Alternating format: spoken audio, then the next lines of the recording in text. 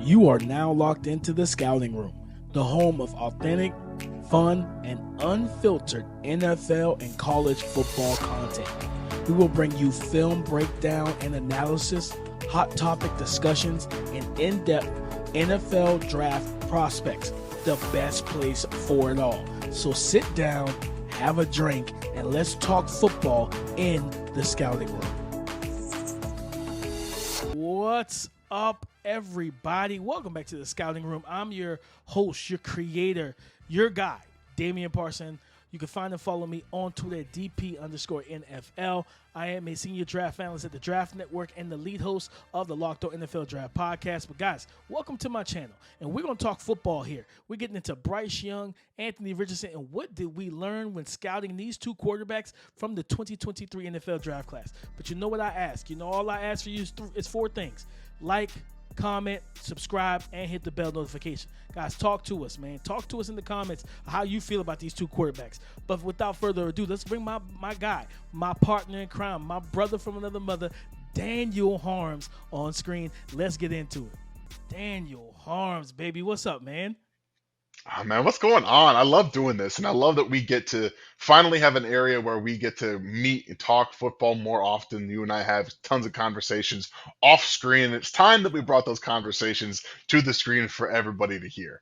Absolutely, man. And today we're getting into what did Bryce Young, what did Anthony Richardson, what did scouting from last year teach us, right?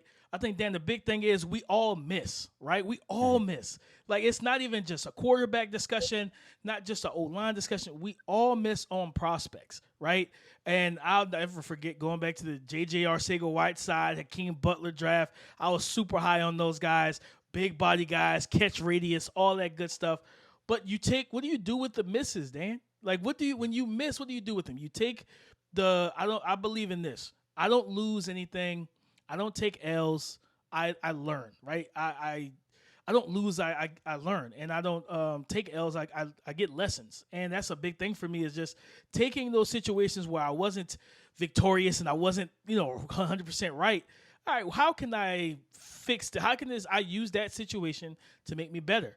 And I just go back and look, what did I miss? That's the question I always ask, Dan, is what did I miss? And I think that's a question that a lot of people aren't comfortable with, like Mhm. in our space.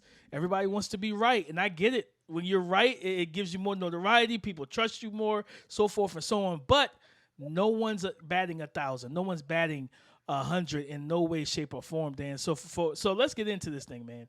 You know how I felt, and we both felt the same way, matter of fact, about Yeah. Anthony Richardson coming out of Florida. If you recall, that's the summer before the 2022 season. I was going through summer scouting. I was watching them. I was like, okay, granted it was sporadic because it was like him, Emory Jones, Dan Mullen, flipping, who's playing quarterback, then finding out that was a very toxic situation due to the coach himself and how he made the players feel. But I watched it and I said, man, this kid has everything to be a star quarterback in today's NFL, especially. Yeah, when you look at how these players and really prospects in general, you're always trying to figure out the tools, right? Tools translate. If you can find those tools that do translate, that's what you want to bet on, right? And Anthony Richardson, you're the one that actually turned me on to him in general. And then I'm like, I wasn't entirely sure what he was going to be. Obviously, you have the stats, and the stats aren't great, but that's why we do these. We look at the stats first, or at least for me, I look at the stats first. Then I'm like, Mm-hmm. okay, let's go look at what this player does. And I had a mid first round grade on him because all of the translatable traits, the I'm a big, strong athlete. One, that checks a box. That's just a big 100%. You're good. You got the Yeah. size and the speed to be able to play in the NFL. But the one thing that really stuck out for me with Richardson is that he is not always on the move to go run. That is one of the hardest things to teach quarterbacks like Jaden Daniels, who looks to get out and run the football, or Lamar Jackson coming out looks, he was probably a little bit better at still keeping his eyes downfield, but still, these guys that want to get out and run and use their legs, he always looks to pass first, unless it's a draw or a play specifically designed for him. So we saw that translate immediately. Like, he was getting out of the pocket and keeping his eyes down the field and making throws on the money down the field. So that's one of those things that you're watching and you're like, okay, I can put this in a little bucket, and this is going to translate. I know it does because we see it every single Sunday. And then you look at the completion percentage, right? Yeah. Okay, well, why is he not having the best? Why is his completion percentage the way it is? Okay, well, we got drops. All right, that's fair. You got drops. You have inept offensive structure, spacing, wide receiver spacing, one that makes quarterbacks second guess themselves. Because if you have a receiver in the same position as somebody else, that means there's going to be more defenders around there. So if you, like Anthony Richardson can throw a football into that tight window, it's going to create more tight window throws and it's going to create more people that have the ability to get the hands on the football. So you have all these different things along with some sporadic just inaccuracies on his part. Sometimes you did see him getting out on the move and a ball not like dying, but just spraying into the ground or spraying Yeah. off high or spraying off to the right. So those are in least in my opinion, I believe yours too. They're more translatable traits that you can teach, right? Those things you can teach accuracy. You can teach how to maybe take a little bit of air off the football. So that's when it came to Anthony Richardson, it really was a what is the package? What am I dealing with? And that's why you and I were extremely high on him because he has the translatable traits and everything else felt like it could be coached to him. Yeah.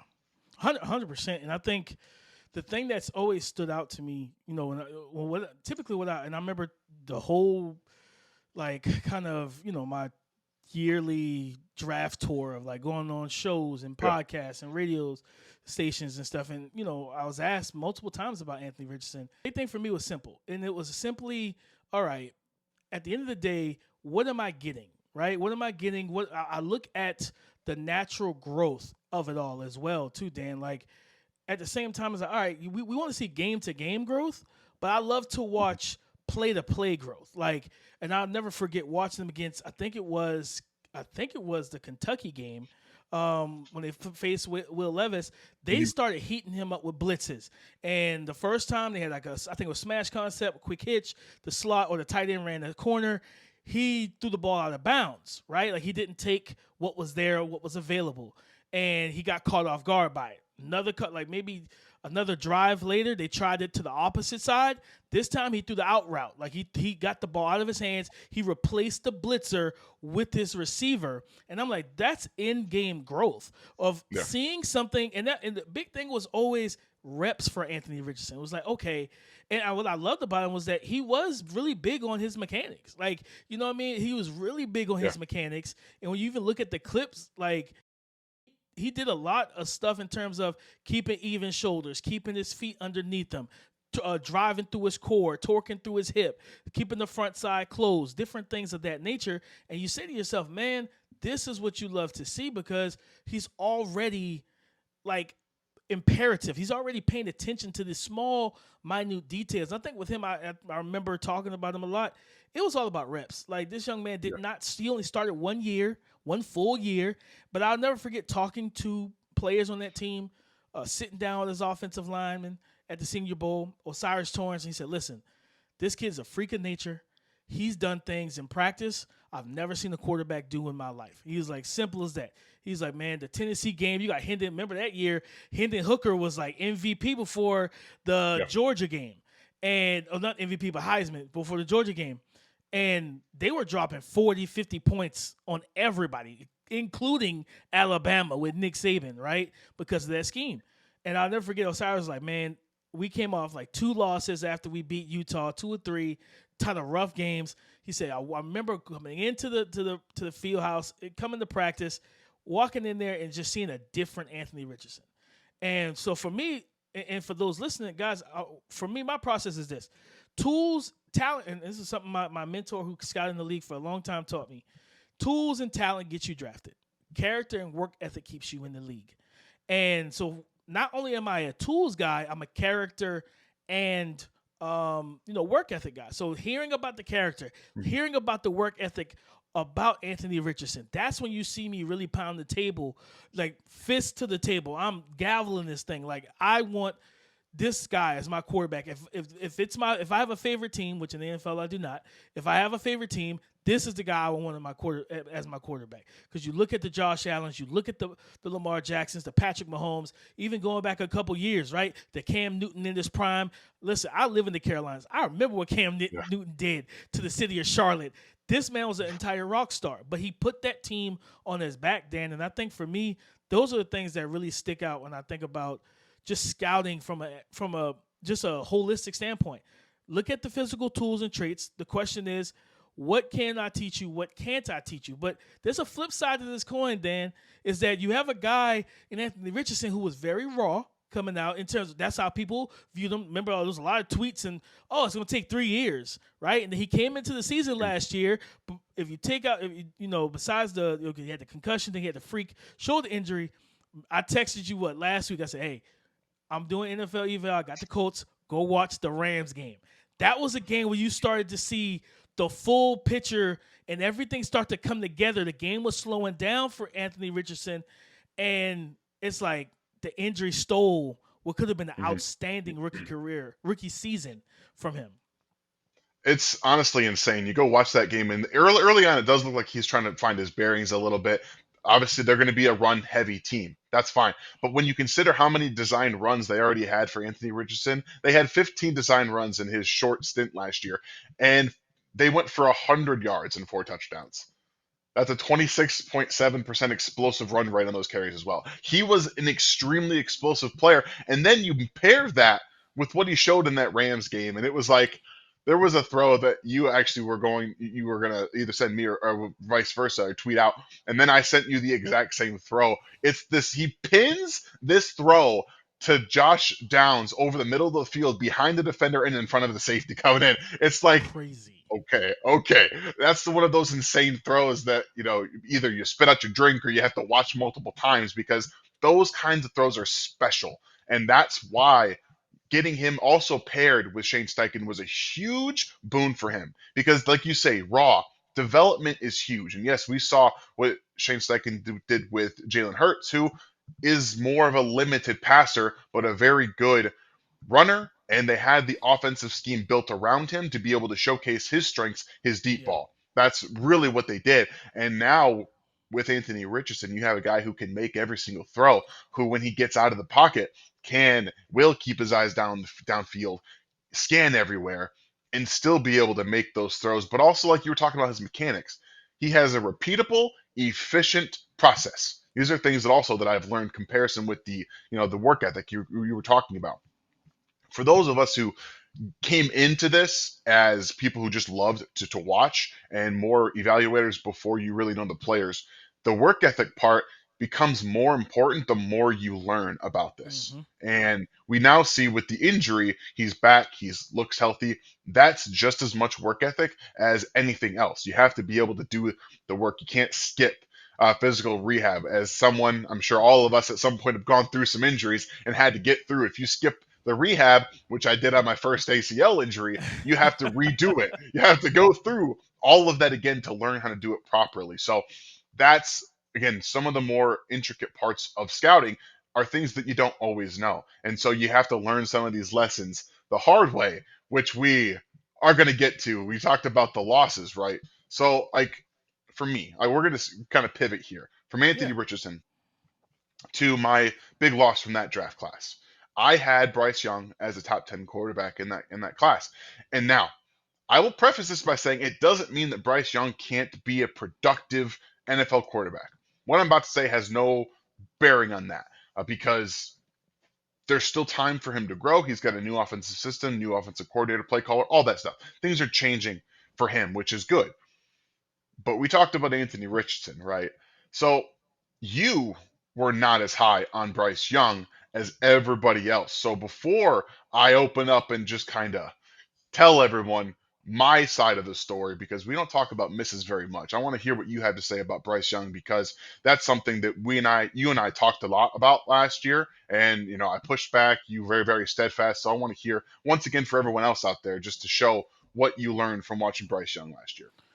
And the crazy big thing for me was I watched Bryce Young 3 times during the draft season, and me and you talked about this so many times, and I think we've said it on camera before, guys. When you're studying film, please make sure you're in the right headspace. Make sure you're Yeah. you're you're in the right mood. Make sure there's no distractions, things like that. So, like for coming into that season, the 2022 college football season, I had Bryce, I had Stroud, and then I had A. Rich, and that was my top three QBs. Will Levis was the fourth. Mhm. And I'll, going through the season, I'll watching the games live, seeing some of the struggles live. I'm like, okay, there's something's up here. And I was like, but I steadfast. I had him as the, the CP3, Chris Paul point guard archetype, all that good stuff. And then I get to the final watch, and the final watch, it was like, all right, I just took a deep breath, threw on some music, and I just vibed. And I just watched the film, I made new notes, different things like that, compared them to the old notes.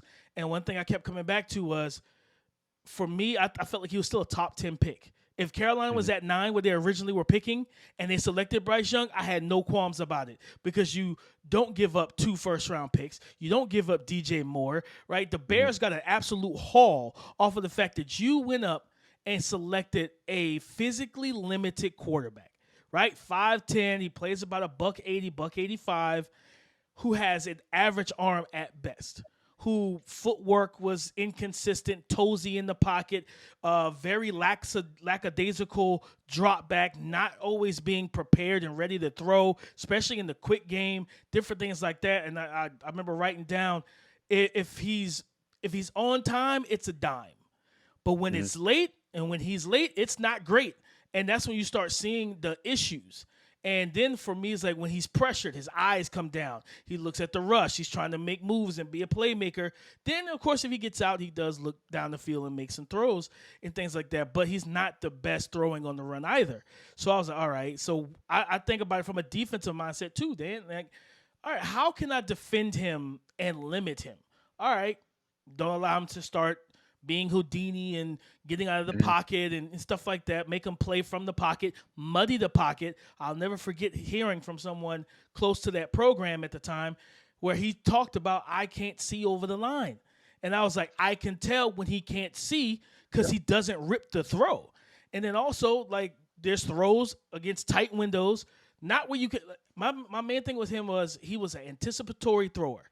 And I just kept coming back to Mac Jones and Tua Tagovailoa.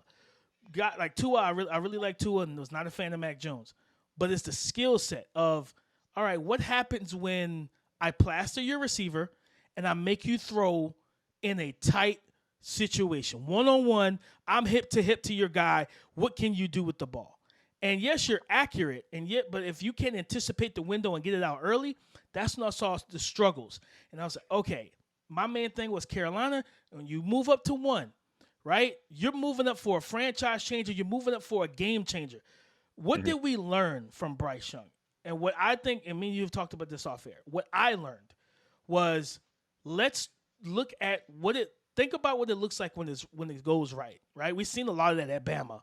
I have Carolina Panthers fans after he was drafted. He carried Alabama. Newsflash, no one No. carries Alabama, all right? Nick Saban carried Alabama.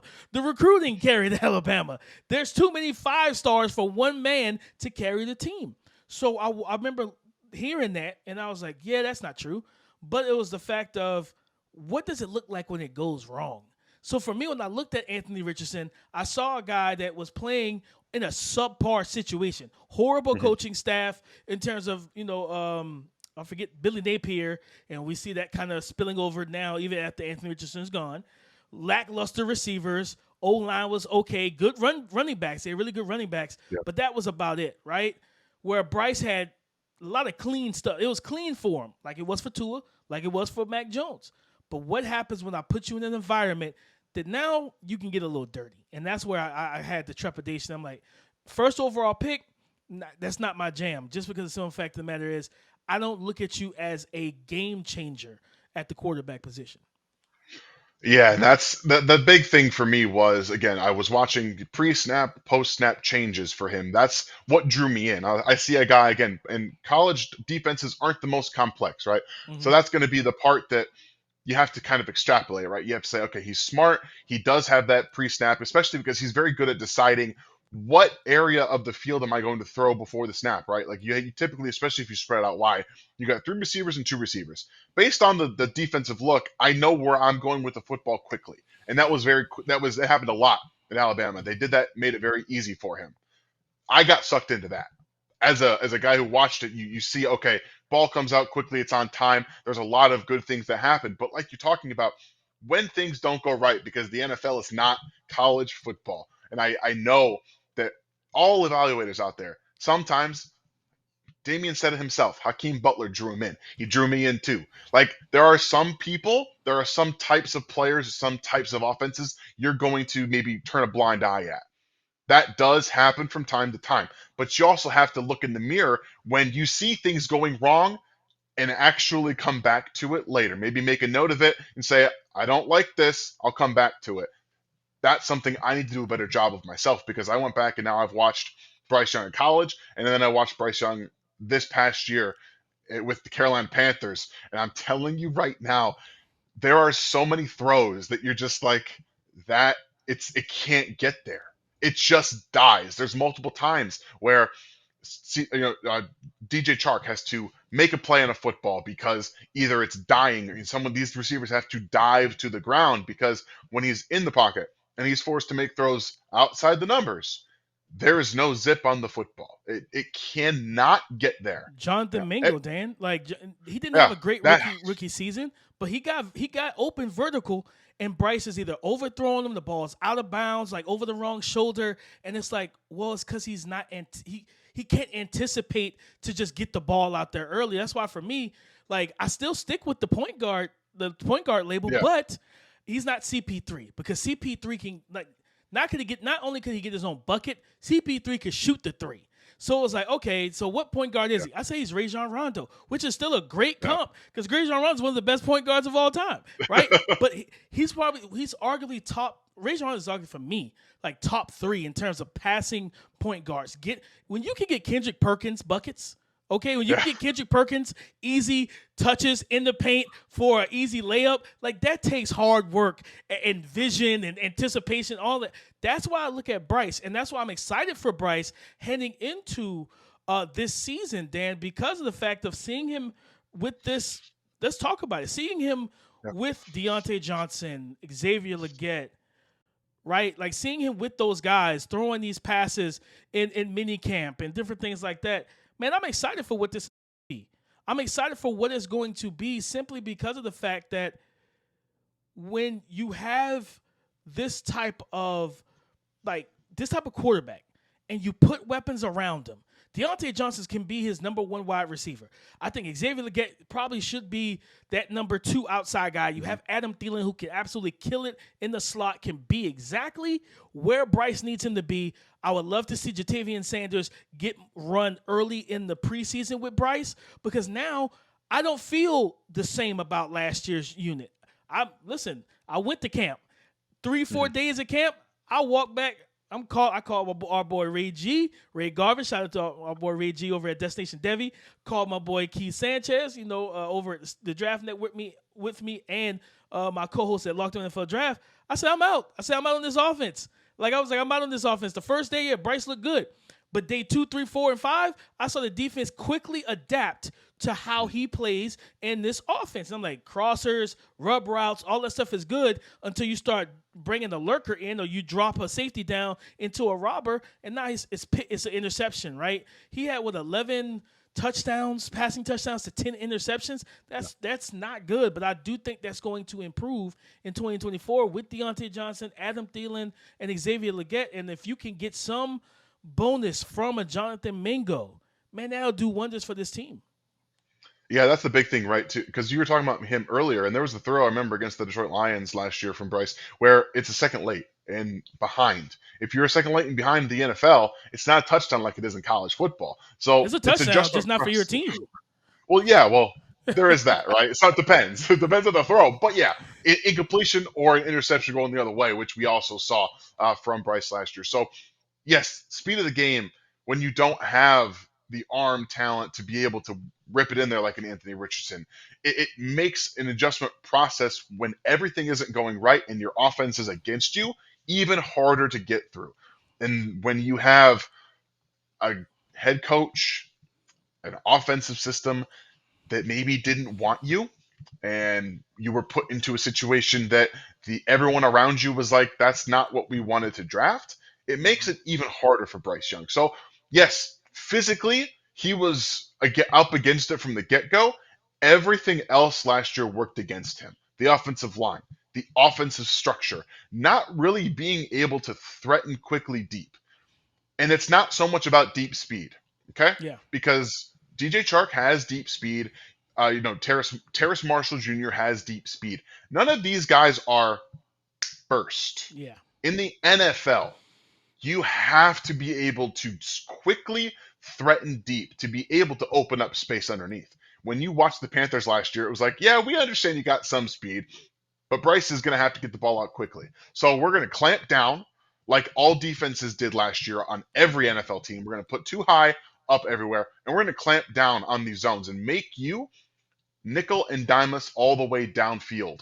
And that should be in Bryce's strengths. But again, you have offensive line working against him at the same time. So now you add a guy who can get open at will in Deontay Johnson with Adam Thielen, who did a lot of that work last year. When you have two answers to an equation, that helps him make everything much easier, get the ball out quickly, and then you can use the strengths of Xavier Legette, which last year really was as a true downfield threat, but also in some of the yards after catch, tough running ability that he shows. So collectively, it all makes a lot more sense. And when you get a healthy Jonathan Brooks back with an offensive line that's hoping to take a step forward, this offense this season with Bryce Young and Dave Canales gives me a lot more excitement because there's just a lot more firepower for him, and he doesn't have to do everything himself, seemingly. No, 100%. That was the big thing for me is like, you just put him in such tough situations. I want to see we texted about this. Want to see him on the move more. Want to see more Yes, under center, absolutely. play action, boot action, because that speeds up his footwork because he's already on the move. That way he can boot action out, get a good depth, similar to what the San Francisco 49ers do for Brock Purdy. Yes. Get him deep into the pocket. You allow the offensive line to start with the run action, settle and drop their anchors, create a nice pocket for him. He boot actions deep, is able to get his feet set quickly, and then be able to get the ball out. And they're even saying that Dave Canales has made a concerted effort to fix his footwork and tweak some of the things so he can optimize his arm. Like I said, his arm was always average at best to me, but when you're toesy in the pocket, you're not completely lined to throw, your shoulders are slanted, different things like that. Like you're not optimizing the full strength of your arm. And that's what I was happy to hear from Dave Canales or hear about, out of OTAs. And I'm excited for what this team is going to look like because now with the running back situation, now you're like, okay, let's get Icky back into an offense that fits him at left tackle. Let's get his confidence back, things of that nature. And then when you get there, you're like, okay, I feel better about this, man. I feel better about this situation. And is it elite? No, but I think there's some explosive potential here because also one of the things that I remember coming into the season, I said, man, how would I defend that team they had last year, man-to-man coverage? And they saw a good bit of it. When guys walk up in the line of scrimmage, I'm getting hands-on, I'm disrupting timing because what is Bryce? He's a timing and rhythm thrower. When he's on time, it's a dime. I'm telling you, when he's locked in and he can get the ball out, it's right where it needs to be. On time, it's right where it needs to be, right to his weapon. But then when you make him hold the ball, when you make him go through the read, come back cross field, different things like that. And then that's when it's like, okay, your footwork, your feet are narrow, you're on your toes, you're not ready to throw. Then you kind of have to widen them, get flat to try and rip it. And again, that could be a very late situation because you're coming from left to right, read 1, read 2, back to read 3. And if you're not firing that thing off, we have a problem. So I know a lot of, at the end of the day, it was not good last year in Carolina. But like I said, what did we learn? We learned that no matter, first of all, don't be afraid to stand 10 toes down. When you watch the prospect, if you see some things that worry you, you can tweet them out. You can do, if you break down film, do the film breakdown. Show the people. That's what we're going to be doing here on this channel because a big thing for me is that, okay, let's talk about what I'm seeing. I'm not just going to tell you what I'm seeing. I'm going to show you Yeah. clips of it. I'm going to show you plays of it, Dan. And if we can, at the end of the day, a lot of people were afraid to speak out against Bryce at one because all the national media said he was the safest QB. The phrase that you typically want to steer away from with quarterbacks, pro ready. How many pro ready quarterbacks have we really seen over the last decade that actually were the best guys in their class? Right? It's not many. You could probably say Joe Burrow, yeah. Like Joe Yeah. Burrow was called pro ready, yeah, 100%. But Joe Burrow was also 6'3", stronger arm, good mobility, right? Like you didn't have did he have an elite arm? No, but his arm is better than what we seen from Bryce. So like it was a lot that went on and nobody wanted to question anything. But I'm just sitting there watching tape and I'm like, man, like I see problems here. And if you go Mhm. to a situation where it's not advantageous, right? Like I watch Anthony Richardson, defensive tackle on his back, throw a touchdown, right? You know what I mean? Getting hit. You got free runners. That Rams game, I think it was the Rams game. It was a play where they had two free runners, two blitzers hitting the B gap wide open, and he just arm angles it right by him to I think a slant to Michael Pittman Jr. or to Josh Downs. I was just like, that's a heck of a throw. You know what I mean? Yeah. Then I see Bryce against free runners and he throws the ball out of bounds. He tries to make a play. He can't get it around those guys consistently. Different things like that, man. So I think overall, what did we learn is that paint the full picture. Yes, I know, and again, my mentor talked. I went back and forth with him because it didn't make sense to me when he told it to me. Dan's like, "Hey, we're taught to focus on what the player can do. That's what we take to the coach and to the GM." I said, "So nobody discusses what he can't do, because if he can't do something, is it coachable?" And when that answer is no, then that's when I have issues. That's when that red flag for me steps in. Because if I look at your arm talent, your arm really isn't going to get better. And I look at your height, and you're not going to get taller, right? I look at Kyler Murray, and Kyler Murray and Bryce are almost the same height. Bryce might be an inch taller. Who knows? But when we watch Kyler, do you see Kyler super toesy in the pocket, not able to throw the ball on time? No, you see Kyler can rip throws in the middle of the field, down the field. Yeah, vision can get a little impaired because he's short, right? We know Yeah. that. But at the same time, like that, those are the things that like when the physical ability becomes something that can't improve. When you're talking first overall pick, I'm like, yeah, I'm not on that train. I'll catch the next one out the gates. I'm not getting on this train, but I still think that Bryce could be a good quarterback. And I think 2024 is a pivotal year for him. I think that with the weapons they have, Dan, I think he's going to do fine. Yeah, and that's the thing here. Like, I want to just say really quickly, don't be too prideful, and Yeah. that's something that we can all get behind because it happens to all of us. We all want to think we're right, and I know that it hurts to hear that sometimes because as a person who struggles with it, even if Damian texts me and says this guy's really good at this or not good at that, and I'm just like, no, he's not. Like, I just like sometimes you're going to argue, but having those discussions benefits you as an evaluator because you can put the pride away and find someone that you can really talk with about these things and get better, learn from, and maybe, Damien and I will talk and we'll have just a discussion about a player. And if it's not aligning with your process, it doesn't see what your eye goes, go back and watch it again. See if you can Mm-hmm. find what he's talking about. That makes you better every time. So just I know it hurts. It hurts me. It hurts times when you're going to be wrong. It sucks, but don't be too prideful. And one thing about Bryce is he quickly touched on slow footwork in his drops. That is something, like he said, that Dave Canales is going to work on. But if you want to see what we're talking about, go back and watch some of him last year. From shotgun, it's like 3, 5 steps. He's really slow. Like his feet were slow.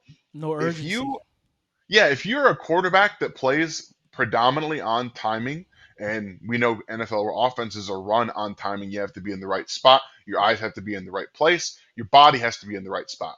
Just imagine if you have slow feet in your drop, how do you think your drop back is matching up with your routes? Are your feet on time? If they're not on time, how do you expect to get the ball out on time? So that's another thing that I've learned this past process is how quick are you getting to your drop because that matches exactly where the receivers are supposed to be and where your reads are going to line up and how you can get through them. So if you got slow feet getting back, chances are you're not going to be on time with how those routes are developing. So again, this is not an indictment on what he's going to do this year. I think he's going to be much better.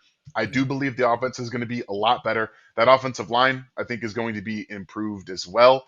I think he's going to have a bounce back year. I mean, you paid Robert Hunt a bunch of money, but he's a damn good football Damian player. Lewis too. Damian Lewis, Yeah, they but gave him money they're too. gonna that interior is going to be so much better than it was, and that's where you need to really invest for Bryce's sake, because he needs a little bit more of an interior pocket to be able to make those plays. So weapons, I think we're in a situation right now with Dave Canales where they're going to get the most out of Bryce Young, and I'm excited to watch it, honestly. Yeah, 100%. I'm excited for it. I think offensively, this is going to be a better squad in 2024. More weapons at the receiver position, tight end, running back. You know what I mean? With Jonathan Brooks, they drafted in the second round. Like, I'm excited for this team, to be healthy, to see them with Dave Canales. Yeah. Dave Canales has done great things with Geno Smith in Seattle Yes. that one year. Baker Mayfield last year, right? And now he's got this third project quarterback to work on, and that's Bryce Young. And I think I trust him as a coach to be able.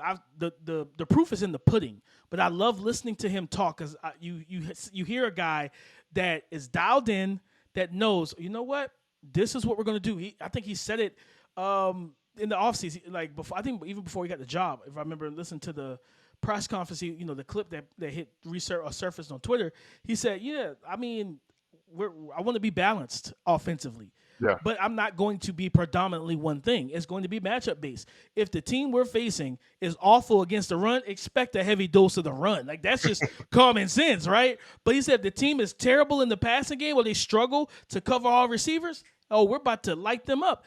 I'm paraphrasing, but that's what I'm saying. Like, they're going to throw the ball, and that's how it should be. It shouldn't be, okay, this is the strength of our team. Well, what if your strength is also their defensive strength? If they're an elite run defense, I'm not trying to run into a brick wall 45 times a game. But if they're soft in the secondary, let's exploit that. If they're bad in zone, let's force them into zone, make them communicate, get some busted coverages, and get a deep ball. And I think Dave Canales is going to help give Bryce Young timing and rhythm throws. I think they got to figure out the center spot, Austin Corbett or Brady Christensen at center. They got to figure that out. I think that was a miss for them not going in the draft and getting Cedric Van Pran from Georgia went in the 5th round to the Buffalo Bills. Yeah. For whatever reason, there's no excuse that you didn't select that man. Or, I know that, JPJ and Zach Frazier and Bo Limmer went 6th round. You know what I mean? Like, you could have gotten yourself a day one starter at center, and you wouldn't be questioning that position right now. So it's going to be interesting to see how everything plays out. But I'm excited for this team. Again, I'm excited for the Colts. The Colts talking about, man, they're excited about, getting Anthony Richardson played like 2 snaps with Jonathan Taylor last year. Man, I'm excited to see that tandem in the backfield. Now you add Adonai Mitchell. You have Alec Pierce. Word is that Jelani Woods was supposed to be tight end 1. If it wasn't for the hamstrings last year, I'm expecting that to probably be the case now for him to be tight end 1 coming into the 2024 season. Josh Downs was a reliable and consistent slot machine, even with Gardner Minshew. And then we know that you just paid Michael Pittman Jr. Both of these quarterbacks are in good positions, in my opinion, and I think both are going to play well. And we're going to see the growth for both quarterbacks, getting the full year Anthony Richardson, seeing that step forward from Bryce with weapons that he can trust that's going to get open. And the main thing for him, I consistently say it, and I'll close with this, Bryce has to improve on the go ball. He has to improve on the trust throws where it's like, it's only like a half a step. But what Ocho Cinco said, if I'm open this amount in the NFL, I'm open. Throw me the ball. And that's why I want Bryce to trust, especially down the field. If you bring in Xavier Legette, man, you got to optimize that weapon. You know what I mean? You can't be out here missing these throws, not giving him the on-point, accurate passes. And then this is also a guy that can make you right when you're wrong. To where even if you throw it and it's not correctly accurate, it's not 100% accurate, the ball placement's not there, he can go up and make plays at the catch point. So, listen, I'm excited, Dan.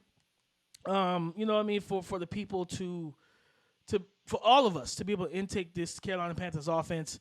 Like I said, I'm praying Icky takes that next step, because he's a talented young man. He's got some technical things he has to work on, but I do trust Dave Canales, who's a master. He's a student of the game, and if anything, I believe that him and his offensive line coach will be like, hey, this is what you need to fix. And we're going to see how it plans out. But Dan, tell everybody that's watching this where they can find you on social media. First of all, thank you all for being here and watching with us today because all we want to do is talk football and hopefully impart some of our knowledge onto you guys. And you guys can follow me Absolutely. on Twitter at InHarmsWay19. That's where pretty much every clip that I'll be doing for the scouting room here we'll put some up there. And then if you guys are interested in Chiefs content, I cover the Chiefs at rgrfootball.com as well as NFL 33 for the foreseeable, draft stuff we'll be putting out there. But we got some other things in the works just to be on the lookout for. But again, you guys, just thank you very much. Absolutely. Thank y'all for tapping in with us. You can find me, DP_NFL, on Twitter/X. Also, Locked On NFL Draft over, Apple Podcasts, Spotify, your favorite audio platforms. Go subscribe, hit automatic download, and leave a 5-star review on that. And of course, we're getting ready to get into summer scouting over at the Draft Network, so you must stay tuned for that. Scouting reports for the summer, big boards, all that type of stuff. We have all that coming for you. So, guys, again, this is the Scouting Room. We want to give you nothing but knowledge, entertainment, fun, and we're going to have a lot of it. So stay tuned. Remember, hit the like button, comment, subscribe, and hit the bell notification. We out, guys.